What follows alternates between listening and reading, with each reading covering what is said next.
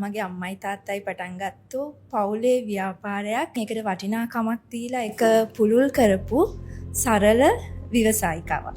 ලංකාවේ තියෙන මේකක් තමයි රැකියාවක් කරනවා කියලා දන්නේ ඔෆිස් එකකට රැස් වෙලා ගියොත්. ඕන කෙනෙක් ඇහුවොත් නෑ මම තැනක වැඩ කරනවා. මට ව්‍යාපාරයක් තියෙනවා. එතකොට ඔබ හිතන විදියට සමාජය ඔබව දකින්නේ සාර්ථකද? සුදුසු වෙලාවට Tamanට හිතෙන වෙලාවට මම මේකට සුදුසුයි කියලා මම හිතන්නේ ඒක සාර්ථකයි. ඊට පස්සේ මගේ අරමුණ උනේ නැහැ. මම වැඩ කරනවා නම් මම ගෙදර ඉඳන් මෙහෙම උදව් කරනවා නම් මම මෙහෙම ඉඳලා හරියන්නේ නැහැ. අපේ දේශීය බෙහෙත් පැළවලට ලොකු වටිනාකමක් තියෙනවා කියලා මට දැනුනේ එන්නේ එතනදී. තරුණයක් විදියට ඔබ විවාහය පෞල් ජීවිතය දකින්නේ කොහොමද? මේ සමාජයේ ෆවුන්ඩේෂන් එක පදනම කාන්තාව කිව්වොත් මම හිතන විදියට මම හිතන්නේ මම නිවැරදි.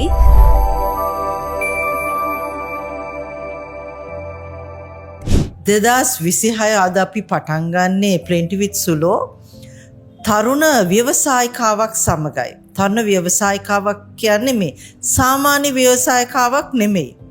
ඒ කෘෂිකර්මාන්තය පිළිබඳව කෝවිඩ් කාලයේදී ජීවිතය වෙනස් කරගත්ත ව්‍යවසායිකාවක්. අද අපිත් සමග එකතු වෙන්නේ මුදිතා රසංජලි. අයිබෝන් කියන මුදිතා. අයිබෝන්. මුදිතා අපි සංවාදයට යන්නට ඉස්සෙල්ලා මම ඔයාගෙන් මෙහෙම ඇහුවොත්. මුදිතා කියන්නේ කවුද? ඔයාගේ පෞල් පසුබිම පාසල් ගියේ ඒ පිළිබඳව අපි කතා කරමු. ඇත්තටම අවුරුදු 30කට කලින් මගේ අම්මයි තාත්තයි පටන් ගත්තු පවුලේ ව්‍යාපාරයක් ඩිජිටල් කරණයත් එක්ක අලුත් මුහුණුවරකින් ඒකට වටිනාකමක් දීලා එක පුළුල් කරපු සරල ව්‍යවසායිකාවක්. සරල ව්‍යවසායිකාවක්. ඒතර ඔයාගේ පවුලේ ඉන්නේ ඔයයි අයියයි. මමයි අම්මයි තාත්තයි. අම්මයි තාත්තයි තමයි දැනට අවුරුදු 30කට කලින් ඒගොල්ලෝගේ පවුලේ ව්‍යාපාරයක් විදියට පළතවානක් විදියට මේක ආරම්භ වුණේ අපේ ව්‍යාපාරය. ඉතින් මම පාසල් ගියේ මං සාමාන්‍ය පෙළ දක්වා පාසල් ගියේ ලොයලා විද්‍යාලයට මීගමුව. ඊට පස්සේ මට කෘෂිකර්මය ගැන ආසාවක් තිබ්බ පොඩි කාලේ ඉඳන්ම පැලයක් කොහොමද හැදෙන්නේ, ඇයි ගස්වල මල් පිපෙන්නේ වගේ දේවල් තමයි මට ආස වෙලා තිබුණේ. ඉතින් ඒවත් එක්ක මට ලොකු ආසාවක් තිබ්බා ඒ ලෙවල් වලට උසස් පෙළට කෘෂිකර්මය විෂයක් විදියට හදාරන්න. ඉතින් ඒ නිසාම මගේ දෙවැනි පාසල උනේ මීගමුව නිව්ස්ටඩ් විද්‍යාලය. ඒකට හේතුව තමයි කෘෂිකර්මය නිසාමයි මම මේ පාසල තෝරගත්තේ. කෘෂිකර්මය කියන විෂය කරන්න තිබුණු ආසාව නිසාම. ඒක තමයි මගේ විස්තරේ. කෘෂිකර්මය කරන් දැන් ගොඩක් ශ්‍රී ලංකාවේ තරුණයන් විශ්වවිද්‍යාලයට ගිහිලා බලන්නේ කොහොමද මේසයක් පුටුවක් එක්ක ඒසි කරපු කාමරයක ඉන්න. නමුත් ඔයා කෘෂිකර්මාන්තයට පොඩි කාලේ ඉඳන් ආදරය කළා, ඒකට ආවා. නමුත් ඔබ මේ හිතුවද කවදා හරි දෙමව්පියන්ගේ ව්‍යාපාරයට සම්බන්ධ වෙනවා නැත්නම් මගේම දෙයක් කොහොමද ඔබ මේකට ආවේ? ඇත්තට මේක අහම්බයක් වෙච්ච මම කිව්වා වගේ මං පාසල මාරු කරා මං තිබුණු ආසාව නිසාම ඒ වගේම මට මගේ පළවෙනි පාරින්ම යන්න පුළුවන් වුණා රජයේ විශ්වවිද්‍යාලයකට කෘෂිකර්මය සම්බන්ධව උපාධිය හදාරන්න. හැබැයි සිදුවෙච්ච හදිසි අසනීප තත්වයක් නිසා ගෙදරත් එක්ක තිබිච්ච දුර ඔය ප්‍රශ්න හින්දා මට ඒක අතරමඟ නවත්තන්න සිද්ධ වුණා. ආසාවෙන් පටන් ගත්තට අතරමඟ නවත්තන්න සිද්ධ වුණා. ඉතින් ඒ වෙලාවේ තිබුණු ලේසිම දේ තමයි මට පුද්ගලික අංශයෙන් ව්‍යාපාර කළමනාකරණය පිළිබඳව උපාධියක් හදාරන්න අවස්ථාව. ඉතින් ඒකත් එක්කම මගේ ජීවිතේ අපහු ටර්නින් පොයින්ට් එකක් වුණා ඒක. ඊට පස්සේ NIBM එකේ මගේ ෆස්ට් ඩිග්‍රී එක පළවෙනි උපාධිය හදාරන්න අවස්ථාව හම්බුණා. ඒ කියන්නේ විශ්වවිද්‍යාලයේ රජය දැන් ගොඩක් අය ආස රජ විශ්වවිද්‍යාල ඔබට හම්බෙච්ච අවස්ථාව ඔබ නතර වෙලා ඊට පස්සේ ඔබ පෞද්ගලික විශ්වවිද්‍යාලයකට යනවා. දැන් මේ ඔබ පටන් ගන්නේ TRN සිලෝන් හරි නේද මං කිව්වා? ජොන් ඇග්‍රි කියන එක. දැන් ඒක පටන් ගන්න දායක වෙන්නේ ඔබේ ඔය ගත උපාධියද නැත්නම් වෙන යම් හේතුවක් උඩද මොකද ඒකේ දැන් දෙමව්පියන්ගේ කරන මේකයි අතර තියෙන වෙනස? මට හිතෙන්නේ ඒක ඇත්තරම මගේ ඊට පස්සේ මට අර තිබුණු ආසාවේ දේවල් ගොඩක් අර අමතකල මගේ උපාධිය දෙවනි මම පටන් ගත්තු දේ ව්‍යාපාර කළමනාකරණයත් එක්ක කුෂිකර්මාන්තය කියන දේ මගෙන් අර ඈත් වෙලා ගියා.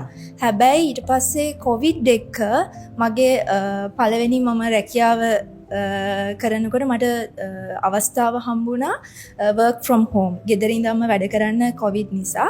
ඒකත් එක්ක මට ආපහු අවස්ථාව හම්බුණා කොහොමද ගෙදර ව්‍යාපාර සිද්ධ වෙන්නේ, ගෙදර කියන්නේ අම්මා තාත්තගේ ව්‍යාපාර කරන විදිය, පැල ආපහු පැල තවන්නේ කට්ටිය වැඩ කරනවා. ඉතින් ඒ දේවල් එක්ක මට ගෙදර ඉන්න කාලයක් හම්බුණා. ඒ ඉන්නකොට ඒ වෙලාවේ තිබුණු දේත් එක්ක ගොඩක් අය කතා කරන්න පටන් ගන්න. මොකද තාත්තා කලින් ඉඳන්ම එයාට හැකියාව තියෙනවා හොඳට කාට හරි කියලා දෙන්න, ලස්සනට කියලා දෙන්න, පැහැදිලි කරන්න. එයාගේ දැනුම, එයාගේ අත්දැකීම් එක්ක, එයා ඉගෙනගත්ත දේවල්, එයාගේ අත්දැකීම් එක්ක කුෂිකර්මාන්තය ගැන ලොකු දැනුමක් තිබුණා. ඉතින් ඒ දැනුමත් එක්ක එයා කලින් රූපවාහිනී ප්‍රෝග්‍රෑම්ස් වල එහෙම කියලා දෙනවා. ඉතින් ඕකත් එක්ක ගොඩක් දෙනෙක් තාත්තට කතා කර අහනවා. කොවිඩ් කාලෙත් එක්ක ගොඩක් අය බෙහෙත් පැල ගැන ලොකු හිටවන්න ගොඩක් දෙනෙක් කැමැත්ත තිබුණා. ඒ වගේම ගෙවතු වගාව සිද්ධ කරා. හැබැයි ගොඩ දෙනෙක්ට දැනුම තිබුණ නැහැ. ඒ කාලේ ගොඩක් වසංගත තත්ත්වය නිසා ගෙවල් වලට වෙලා ඉන්නකොට ආරම්භ කරාට ඒ දේවල් ගෙවත්තේ වවන්න ආස වුණාට ඒව කරන්න දැනුමක් තිබුණ නැහැ. ඉතින් ගොඩාක් අය කතා කර අහනවා. එකම ප්‍රශ්නය අහනවා. ඉතින් මේවත් එක්ක මට හිතුණා පොඩි වීඩියෝස් ක්ලිප් ටිකක් කරලා YouTube එකට අප්ලෝඩ් කරන්න. කොහොමද එතකොට පැලයක් හිටවන්නේ, කොහොමද පැල හදාගන්නේ, කොහොමද ඒ දේවල් ටික. ඒ වගේ පැලයක් අඳුරගන්නේ ගොඩක් බෙහෙත් පැල ඒ කාලේ ප්‍රාණජීව යකිනාරං බින්කොහොඹ ඔය වගේ දුර්ලභ බෙහෙත් පැල ගැන ගොඩාක් දෙනෙක් අහන්න පටන් ගත්තා. පැල අඳුරගන්නේ කොහොමද කියන දේවල්. ඉතින් ඒ වගේ පොඩි පොඩි වීඩියෝස් ක්ලිප් මම YouTube එකට අප්ලෝඩ් කරා ඒ තිබ්බ තත්ත්වෙත් එක්ක.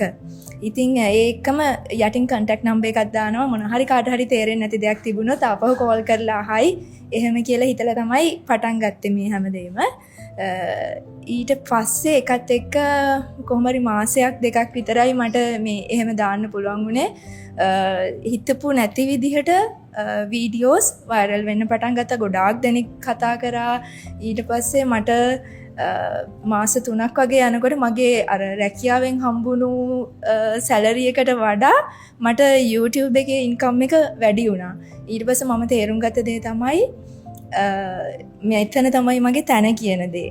කියන්නේ අපි හැමෝටම අපි හිතන්නේ නැති විදිහට තැනක් හැදිලා තියෙනවා. මේ තමයි මගේ තැන කියන දේ මට තේරුණේ. මොකද මං මේකට සම්බන්ධ වුණොත් මගේ අම්මගේ තාත්තගේ මේ පටන් ගත්ත ඔයාලගේ ව්‍යාපාරය ඒ වගේම වෙන තැනකට මීට වඩා එක්ස්පෑන්ඩ් කරන්න පුළුවන්, මීට වඩා වෙන තැනකට මට අරන් යන්න පුළුවන් කියන දේ මට තේරුණා. ඒ නිසා මම ලොකු අභියෝගයක් මොකද ගොඩ දෙනෙක් අහනවා ඇයි ඔච්චර ඉගෙනගෙන ඇයි ගෙදරට වෙලා ඉන්නේ, ඇයි ඔහොම මේ අම්මගේ තාත්තගේ ඒ දවස්වල තියෙන ප්‍රශ්නේ ඒක තමයි. ඉතින් ඇයි ගෙදර ඉන්නේ මෙහෙම ඉගෙනගෙන ඇයි ගෙදරට වෙලා ඉන්නේ කියන දේ. ඉතින් ඒ අභියෝගය බාර අරගෙන මම ගෙදරට වෙලා මගේ අම්මගේ තාත්තගේ ව්‍යාපාරය ඊළඟ තැනට අරගෙන යන්න වැඩ කරන්න පටන් ගත්තා. ඔබ ගෙදර හිටියා නෙමෙයි, ඔබ දැන් ලංකාවේ තියෙන මේකක් තමයි රැකියාවක් කරනවා කියලා දැන්නේ ඔෆිස් එකකට රැස් වෙලා ගියෝ.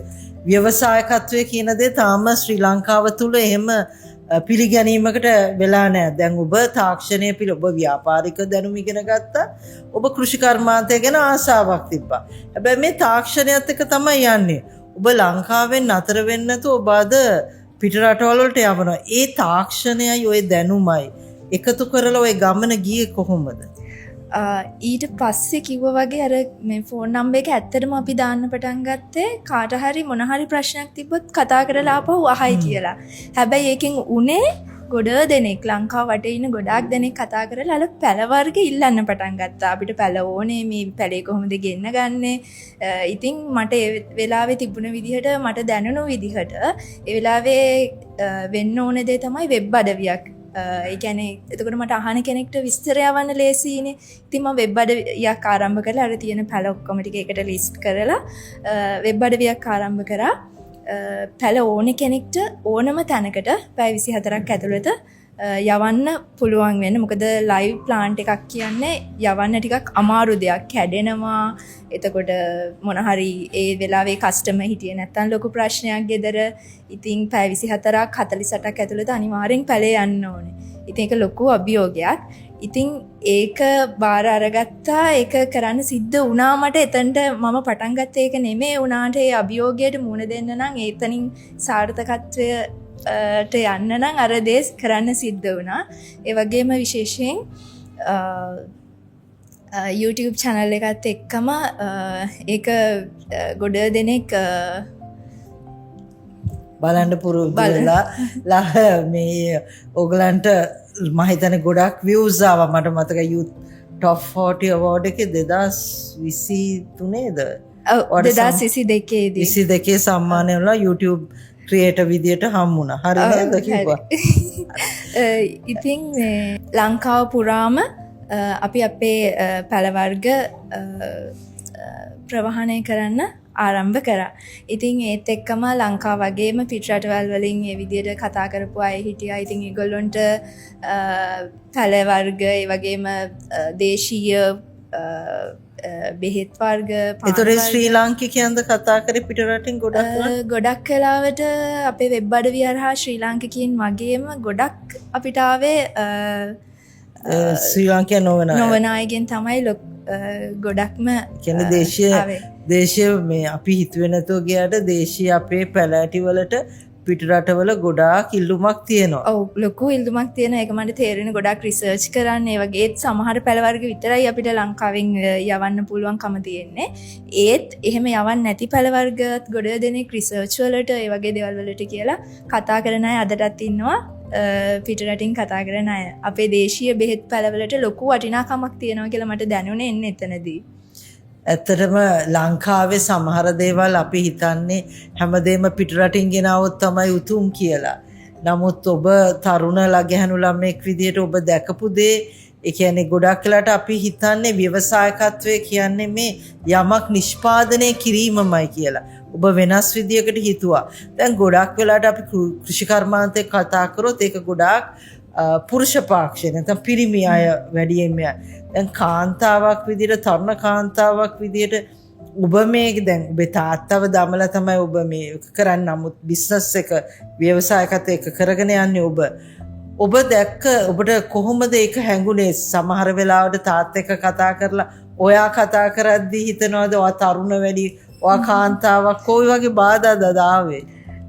ඒක කියලා කියන්න තේරෙන්නේ නැති දෙයක්. මොකද ගොඩාක් වෙලාවට සමහර වෙලාවට ෆෝන් එක ආන්සර් කරාම පළවෙනි දවස්වල මම තමයි හැමදේම කරේ. වැඩ ඒ කියන්නේ කස්ටමර්ට ෆෝන් ආන්සර් කරන්නේ මම, පැල ගැන විස්තර කියන්නේ මම.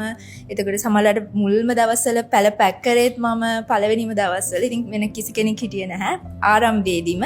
ඉතින් සමහර වෙලාවට කතා කරපු තැන් තිබුණා මොන හරි ප්‍රශ්නයක් වුණාම කවුරුත් මේල් මැනේජර් කෙනෙක් නැද්ද? පිරිමි මැනේජර් කෙනෙක් කාට හරි ෆෝන් එක දෙන්න කියපු තැන් තිබ්බා. මේකේ අයිති කෙනාට දෙන්න මට කතා කරලා මට කියපු තැන් තිබුණා. ඉතින් ඒ වගේ ප්‍රශ්න තිබුණ සමහර වෙලාවට. ඉතින් ඒක හරිම අභියෝගයක්. ඒත් අතහැරියේ නැහැ. දැන් කී දෙනෙක් විතර වැඩ කරනවද ඔබත් සමග?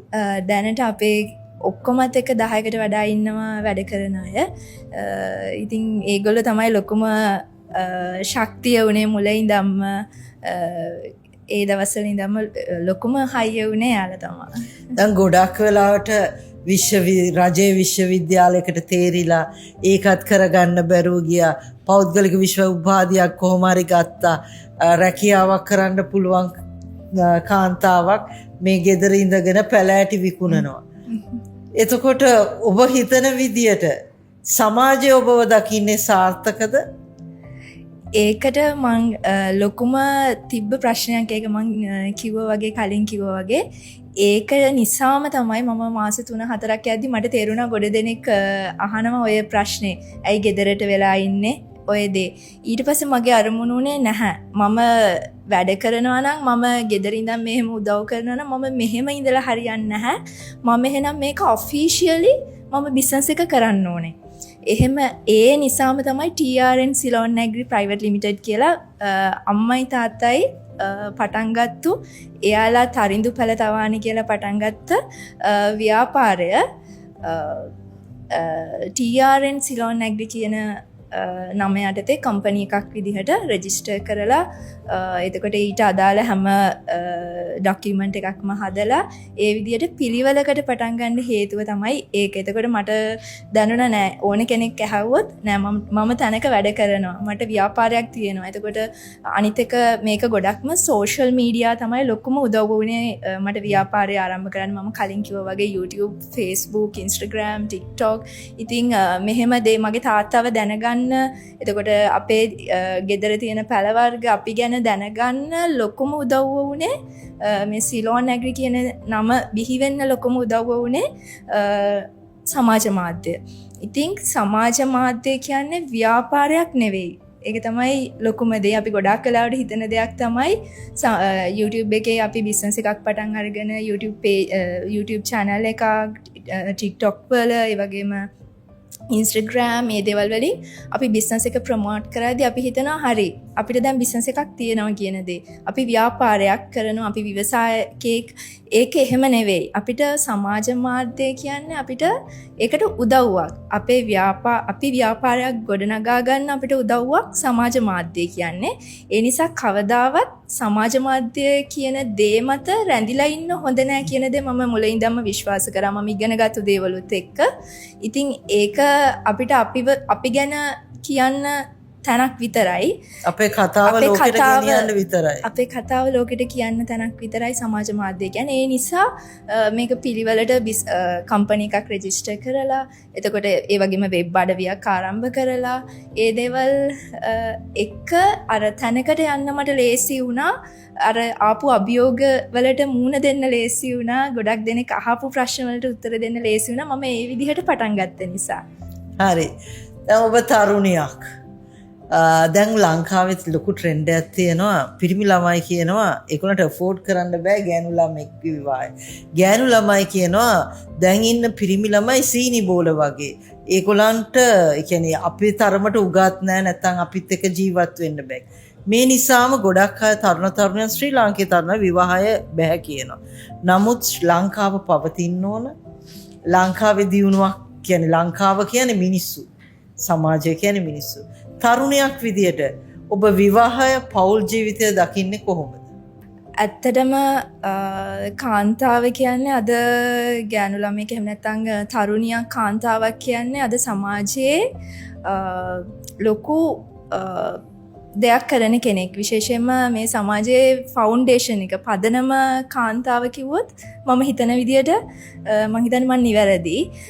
ඉතින් ඒකත් එක ඉස්සර දැනට අවුරුදු 10කට කලින් තිබුණු සමාජ නෙවෙයි අද තියෙන සමාජය.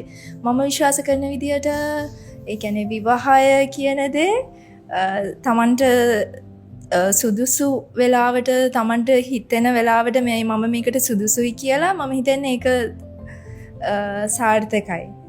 තමාට දැනෙන්න ඕන දැන් මම සුදුසුයි විවාහයට කියන දේ. අනිත් එක ඒක ප්‍රශ්නයක් විවාහ වුණා කියලා ඒක බාධාවක් නෙවෙයි අපේ සාර්ථකත්වයට. තමන් ව්‍යාපාරයක් කරත්, තමන් රැකියාවක් කරත්, තමන්ගේ ඉගෙනගත්ත දෙයක් කරත් ඒ දේවල් වලට බාධාවක් නොවන විදිහට ඒක බාධාවක් නෙවෙයි ඇත්තටම. දැන් තියෙන සමාජයක බාධාවක් නෙවෙයි. හැබැයි කලින් අපි හිතුවේ ගොඩාක් වෙනස් විදිහට ඒ කියන්නේ කවුරු හරි මෙහෙම ව්‍යාපාරයක් කරනවා නම් ඒතර ඉගෙන ගන්නකොට ගොඩක් දෙනෙක් හිතන්නේ වෙනස් විදිහට. හැබැයි ඒක බාධාවක් නෙමෙයි. තමන්ගේ වටපිටාව හැදුනහම තමන්ට ඒක තමාගේ ශක්තියක් වෙන්න පුළුවන්. ඔව්. හරි. බොහොමත් ස්තුතියි මුදිතා. මොකද ඔබ කතා කරපු ගොඩක් දේවල් මං හිතනවා තරුණයන්ට වටිනවා. විශේෂයෙන් අද තරුණ පරපුර හිතන් ඉන්නේ අපි පිටරටකට ගියොත් තමයි අපි සාර්ථක වෙන්නේ. නැත්නම් අපි වැටීමක් වුණොත් මොකක් හරි දෙයක් අපිට නොලැබුණොත් අපිට ඊළඟට ජීවිතේ නැගිටින්න තියෙන මාර්ග හරි අඩුයි කියලා. නමුත් මෑගේ කතාවේදී අය කිව්වා ප්‍රශ්න ආපුවා මේ කියන්නේ අපි විශ්වවිද්‍යාලය තුලදී එය අසනීප වුණා. නමුත් ඇය නැවත නැගිට්ටා. කොවිඩ් ආවා. ඇය තව මාර්ගයක් දැක්කා. හැබැයි ඇය ජීවිතේ හොයාගත්තේ ජීවිතේ ප්‍රශ්නයක් කරගෙන නෙමේ අභියෝග දැක්කේ ජීවිතයේ ඇයට මඟ පෙන්නනවා වගේ. එහෙනම් මුදිතා මේ සමයේ ඔබේ කතාව අපිට කිව්වට බොහොමත්ම ස්තුතියි. ඔබට සුබ පතන ඔබේ අනාගතයට. අයබෝවන් කියනවා. ආයිබෝවන්. මේ ප්ලේන්ටි විත් සුලෝ ලංකාදීප සමග